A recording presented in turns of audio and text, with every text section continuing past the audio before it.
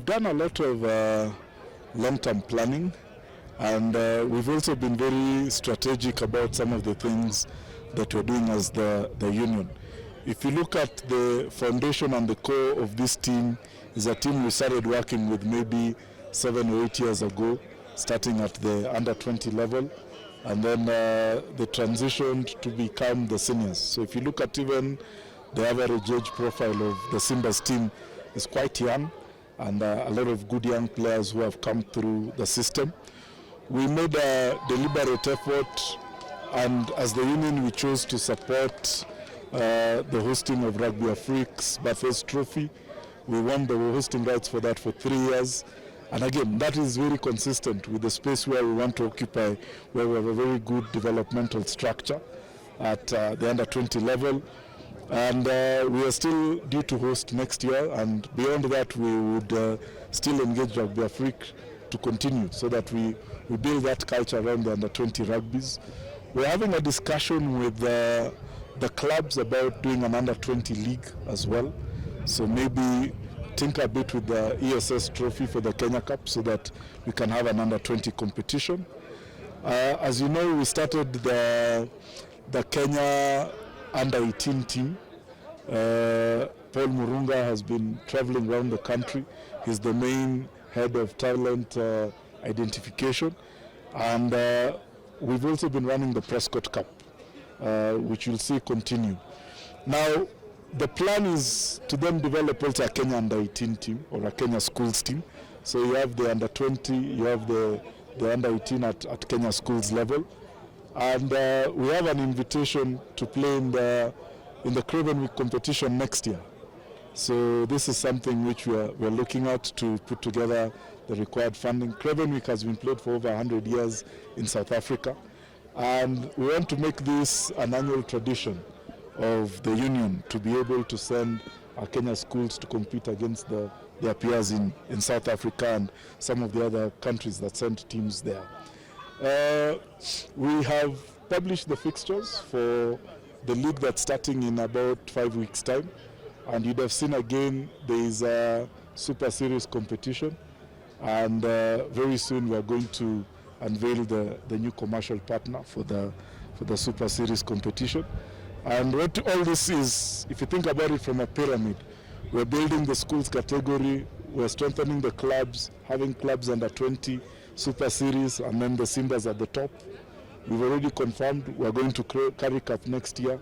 So as the union, our program is going on, and all we're doing now is to really engage more partners to be able to ensure that we have the requisite resources to be able to actualize all these plans. One of the most important things that you've talked about is Paul Murunga, who's touring the country trying to source for talents to make up the under 18 team.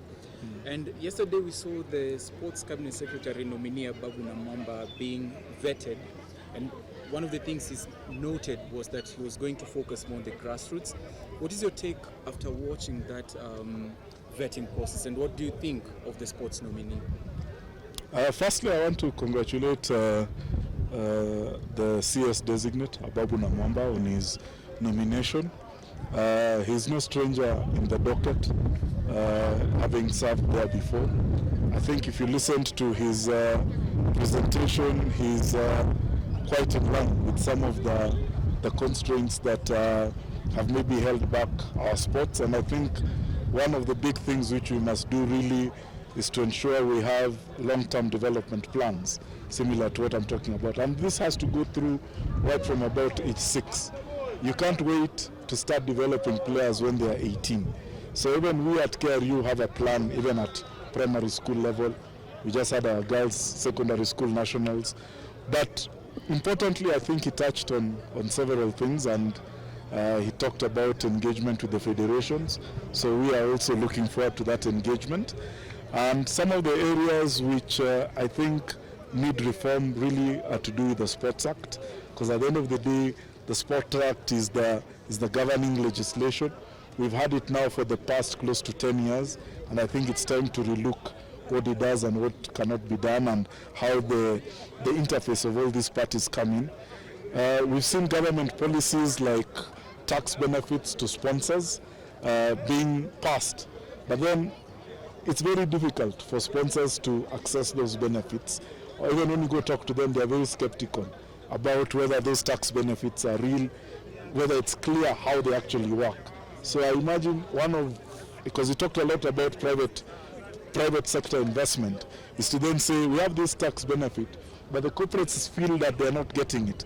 So how do we then address that so that the corporate sector can come behind sports in a big way? Because sports is a very big, potentially, employer, but that's not how it's working. And the model between the federations, the governments, the sportsmen, the corporate sponsors is not fully aligned. Third, he spoke about the sports fund. And as you know, when the sports fund was set up, 60% of the money was meant to come to sports. But then that changed, and now we only get 30. And it's a sports fund, but the bulk of the money goes to health. So I hope that this is one of the reforms that they're going to put in place, so that the money for sports should really come to the money to sports, and also with the funding, having a lot more clarity on what is possible. I'd imagine that it would be good if we knew, for instance, any federation knows what is its annual allocation. I think the method we've been using is really activity-based, so maybe it's something which can be looked at, so that there's a lot more clarity. This is the money available for sports. If it's Kenya Rugby, you know you have 100 million for 12 months. Then now you play around with that and see how do you optimize that component. He spoke a lot about sports infrastructure, the need for integrated facilities, and to optimize the facilities that are there. So again, this is something we're looking at. A lot of rugby clubs really struggle even to just get pitches. At times you have to go play in a high school pitch, and that has restrictions. At times you're locked out of training. So to the extent that we can develop more facilities at county level, then that will position us. So I can talk more, but I believe he has he has a good understanding. He's also a passionate sportsman himself. I think he follows football quite actively, so I'm sure that is good that he'll get into once he's approved and sworn in, then we'll hit the ground running. And we look forward to it.